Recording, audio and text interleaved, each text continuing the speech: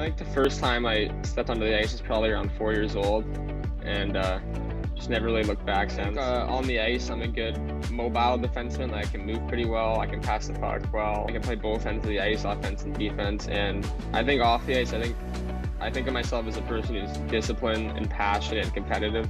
Stanley. My dad played professional hockey for a few years in the AHL and the East Coast League, so I think he was a big part for why I started getting into hockey. I think maybe a few of the tournaments with the Vipers spring team, just going out to like Montreal and winning that tournament, and maybe going to the John Reed finals last year. I think a big part of my success so far has been this summer. I did a lot of weight training, just trying to work on my explosiveness and some strength training, getting into playing with some bigger guys. I think that was a big part of my development, and also just keep on working on my shot and making sure it's quick and hard so I can beat some goalies. He played at Hollyburn, where I played for a few years. I see him around the golf course sometimes. I think our fathers know each other pretty well, so it's pretty cool to see him go to Everett. I'd love to go to a few of those games. I think the rivalry is going to be good, and hopefully they both get to play each other in the playoffs one day and just go see some of those series. I think it's going to be good. It definitely was a big honor to be drafted by Everett. It's definitely a great organization, and being close to the Kraken too, it's pretty cool.